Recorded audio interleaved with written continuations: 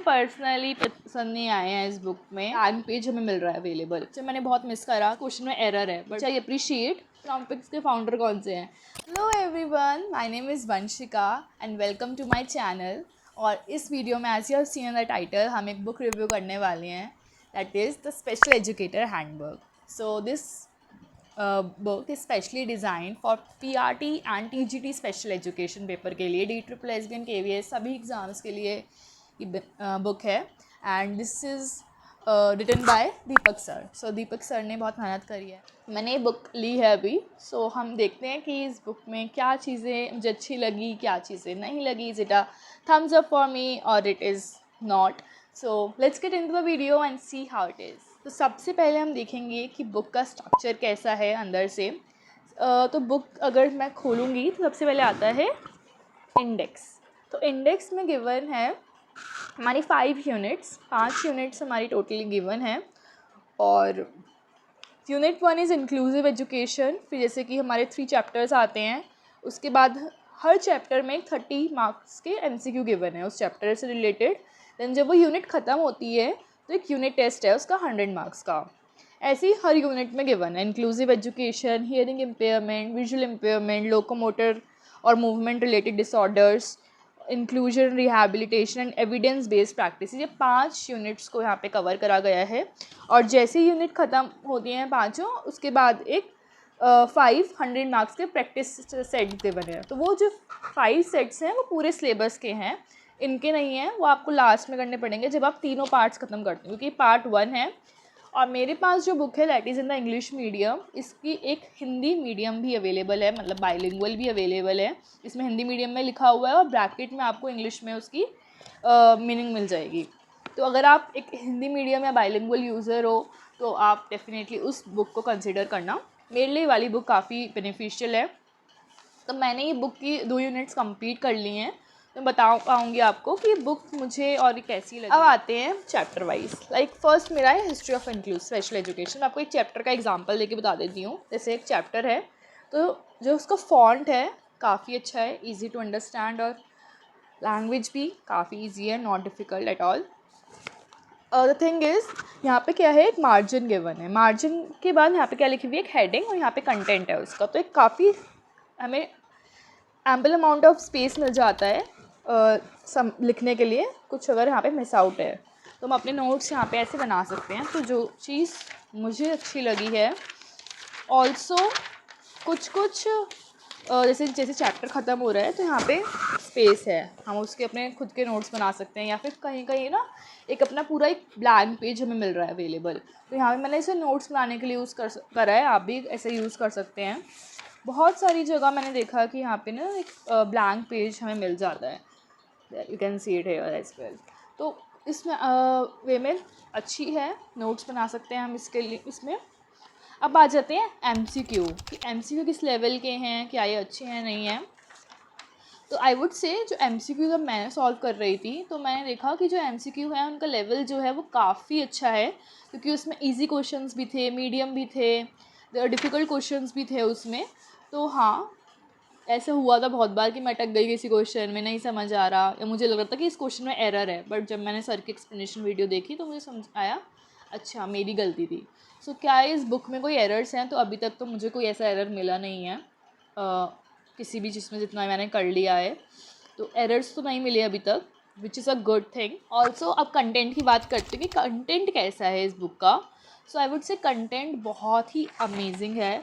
मतलब आप पढ़ोगे तो आपको लगेगा कि सर ने कुछ मिस आउट नहीं करा है, एक्स्ट्रा ही पढ़ाया है, मतलब सब कुछ कवर कर दिया। तो मैं सोच सकती हूँ मतलब अच्छा ये भी पूछ सकते हैं, अच्छा हाँ ये भी तो पूछ सकते हैं, पैरालंपिक्स के फाउंडर कौन से हैं, अरे ये तो याद ही नहीं रहता अगर नहीं होता इस बुक में। तो कुछ कुछ ऐसी चीज़ें हैं जो अच्छे से मतलब मेंशन है कि हाँ आर्टिकल कौन सा है, इस चीज़ का आर्टिकल कौन सा है, एक्सेसिबिलिटी कौन से चैप्टर में है। तो बहुत ही मतलब कोई भी ऐसा नहीं है कि पॉइंट मिस कर दिया हो। हाँ मैं यही ज़रूर कहूँगी कि ये जो बुक मुझे ऐसा लगा कि कुछ कुछ टॉपिक्स जो थे ना वो बहुत इन डेप्थ एक्सप्लेनेशन नहीं थी, उनकी सिर्फ 1-2 लाइन में एक्सप्लेन कर दिया या थोड़ी सी वर्ड्स में एक्सप्लेन कर दिया है। तो वो चीज़ थोड़ी सी मुझे लगी थी, बट कोई बात नहीं, इतनी मेहनत तो हम खुद भी कर सकते हैं। उसको साइड में हम अपना खुद का एक्सप्लेनेशन या खुद की चिट वगैरह लगा के हम अपने खुद के नोट्स बना सकते हैं। अदरवाइज़ कंटेंट बहुत अच्छा है, सब कुछ कवर करने की कोशिश करी है, सब कुछ पॉइंट वाइज ऐसे नहीं है पैराग्राफ में लिख दिया, बड़े बड़े पैराग्राफ हैं आपके पास, पॉइंट्स हैं, बुलेट पॉइंट्स, जिसमें से आप इजीली समझ सकते हो विद हेडिंग्स के साथ, जो मुझे अभी तक ऐसी कोई बुक नहीं मिली है। मैं मतलब कितने टाइम से वेट कर रही थी कि एक अच्छी बुक मिल जाए, तो उस में तो मेरे को काफ़ी अच्छी लगी। ऑल्सो सर ने क्या करा हुआ है, जो भी इम्पॉर्टेंट है उसको सर ने क्या कर दिया है, हेडिंग जो है मतलब बीच बीच में जैसे पॉइंट्स आते हैं ना, उसमें अगर कुछ भी इम्पॉर्टेंट है जिसमें अटेंशन देने की हमें ज़रूरत है, तो सर ने उसको खुद ही बोल्ड कर रखा है। तो ये चीज़ काफ़ी अच्छी है कि अपने आप पढ़ते वक्त अच्छा ये तो इस पर तो ध्यान देना ही देना है। इनके जो यूनिट टेस्ट है वो कैसे हैं, तो मैंने जब एक यूनिट टेस्ट सॉल्व करा तो मुझे लगा कि मतलब उसमें असर्शन रीजनिंग भी है, उसमें मैचिंग भी गिवन है, मतलब जैसे वो होते हैं ना बहुत long question, short questions, MCQ, मतलब सारे क्वेश्चंस कवर्ड हैं, मतलब ऐसा नहीं कहूँगी कुछ भी मिस आउट करा है। और जो एमसीक्यू का लेवल है बहुत ज़्यादा है, मतलब अच्छा है, अब तुम्हें लगेगा कि हाँ तुम अच्छा पढ़ रहे हो।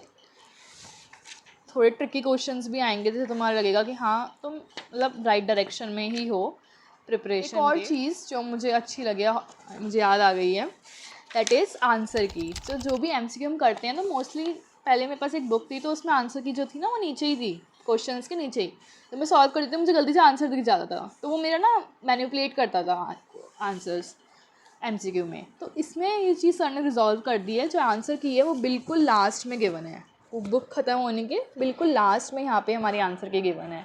तो हमारा आंसर बिल्कुल भी चेंज नहीं होगा इससे, और हम आराम से अपना सॉल्व कर सकते हैं, और लास्ट में एक एमसीक्यू अपने चेक कर सकते हैं। और एक OMR शीट भी गिवन है जिसकी हम फ़ोटोकॉपी निकाल के उसको अभी यूज़ कर सकते हैं जब हम कर रहे हैं। ऑल्दो मेरे को भी कुछ काम की नहीं लगी है मुझे OMR। हैं कुछ नेगेटिव चीज़ों पे, जो कॉन्स हैं जो मुझे पर्सनली पसंद नहीं आए हैं इस बुक में। लेट्स सी वो क्या है। कॉन्स की अगर मैं बात करूँ या जो चीज़ें मुझे अच्छी नहीं लगी है, तो वो एक चीज़ है, आई डोंट नो अगर आप में से किसी ने नोटिस करी है, बट मुझे थोड़ी सी प्रॉब्लमैटिक लगी, वो है पिक्चर्स, डायग्राम्स, फ्लो चार्ट्स, ये। So as a visual learner मुझे अच्छा लगता है कि मेरी जब मैं पढ़ रही हूँ उसमें पिक्चर्स हो, तो इसमें जो है बुक में बिल्कुल भी पिक्चर्स नहीं है, आपको एक भी पिक्चर इस बुक में नहीं मिलेगी।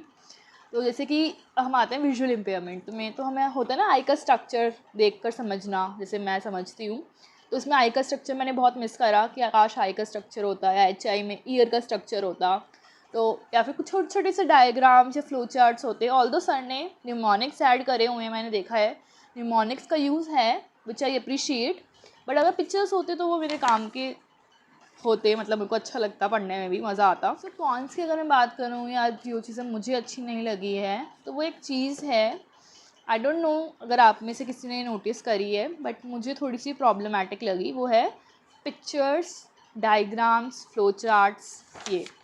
सो एज अ विजुअल लर्नर मुझे अच्छा लगता है कि मेरी जब मैं पढ़ रही हूँ उसमें पिक्चर्स हो, तो इसमें जो है बुक में बिल्कुल भी पिक्चर्स नहीं है, आपको एक भी पिक्चर इस बुक में नहीं मिलेगी। तो जैसे कि हम आते हैं विजुअल इम्पेयरमेंट में, तो हमें होता है ना आई का स्ट्रक्चर देखकर समझना, जैसे मैं समझती हूँ, तो उसमें आई का स्ट्रक्चर मैंने बहुत मिस करा कि आकाश आई का स्ट्रक्चर होता है, HI में ईयर का स्ट्रक्चर होता, तो या फिर कुछ छोटे छोटे से डायग्राम्स या फ्लो चार्ट्स होते हैं। ऑल्दो सर ने न्यूमोनिक्स ऐड करे हुए हैं, मैंने देखा है न्यूमोनिक्स का यूज़ है विच आई अप्रिशिएट, बट अगर पिक्चर्स होते तो वो मेरे काम के होते, मतलब मेरे को अच्छा लगता, पढ़ने में भी मज़ा आता। एक चीज़ थी कि जो जैसे कंटेंट है उसके बाद MCQs गिवन है, तो हमें होता है कि पहले कंटेंट पढ़ लेते हैं और फिर MCQ करते हैं।